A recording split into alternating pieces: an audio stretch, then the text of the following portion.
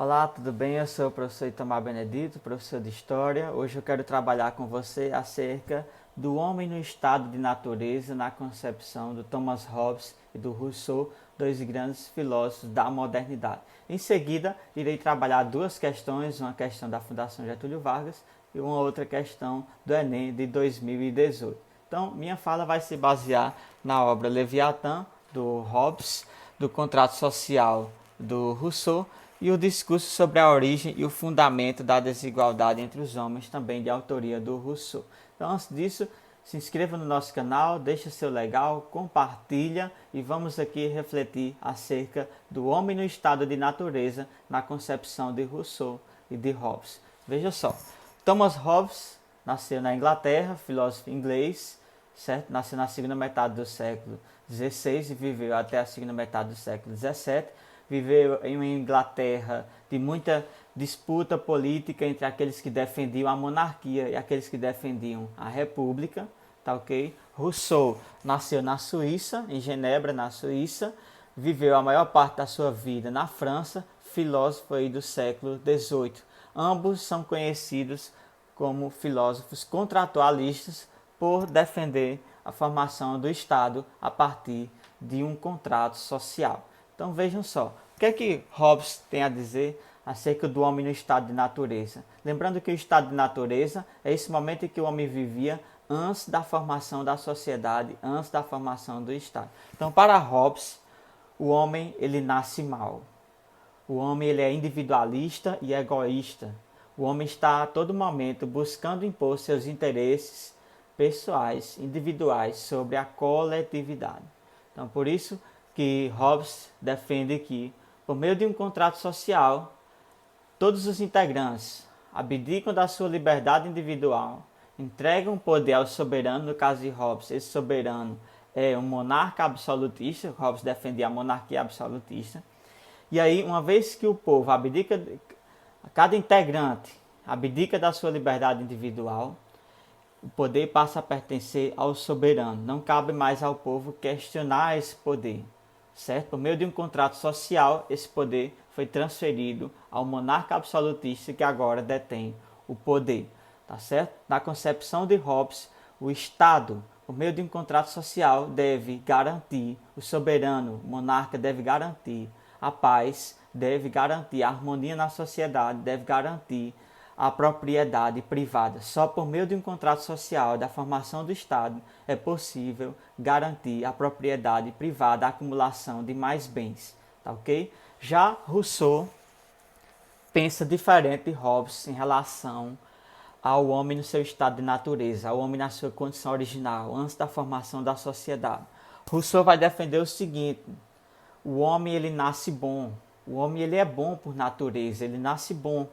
Ele se corrompe nas relações sociais, né? Olha só, o homem, no seu estado de natureza, o homem nasce bom, a sociedade que o corrompe. É interessante abrirmos aqui um parênteses, porque essa frase Rousseau nunca afirmou literalmente. Chega-se a essa ideia a partir da leitura de tudo aquilo que Rousseau defende em relação ao homem no seu estado de natureza. Então, de modo geral, o Rousseau defende que o homem nasce bom, ele é naturalmente bom, vem a se corromper nas suas relações sociais. Então, Rousseau defende que a desigualdade social surgiu a partir do momento em que o primeiro homem demarcou um território, né? Marcou um terreno e disse: isto é meu. A partir desse momento em que esse homem que demarcou e afirmou que isto é meu e conseguiu a adesão dos seus semelhantes, concordância de que aquela propriedade é dele, surge aí a desigualdade social. Para Rousseau, a desigualdade social surge junto com a propriedade privada, certo? Por isso que Rousseau defende que o primeiro contrato social que instituiu o Estado já se originou na desigualdade. Por quê? Porque o primeiro contrato social formou um Estado a partir daqueles que detinham mais propriedades, mais bens, se uniram e formaram o Estado para garantir as suas propriedades, certo? Excluindo todos os demais que não tinham possessões ou tinham menos propriedades. Então, o primeiro contrato social já estabeleceu a formação de um Estado já na desigualdade. Tá, ok? Por isso que Rousseau vai defender que o Estado deve surgir a partir da participação de todos os integrantes da sociedade. Se um ficar de fora, já ocorre aí a desigualdade na formação do Estado também. Tá, ok? Então, Rousseau defende que o Estado, todos os indivíduos, não abdicam da sua liberdade individual, como Hobbes defendia. Para Rousseau, todos os indivíduos se unem para formar o Estado e o Estado deve garantir a liberdade individual, o Estado deve garantir esse direito natural que é o direito à liberdade. Tá certo? O poder, segundo Rousseau, o poder não pertence ao soberano, não pertence a um monarca, a um presidente, ao governante. O poder pertence ao povo, para Rousseau. Sempre o poder vai pertencer ao povo. Né? O que prevalece é a vontade coletiva.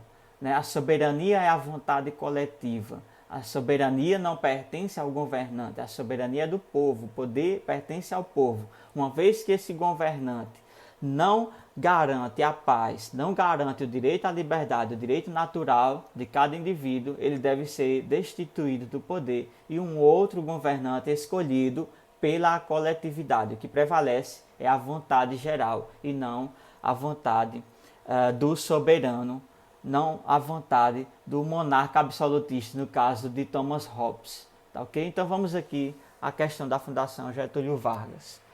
O homem nasce livre e por toda parte encontra-se a ferros.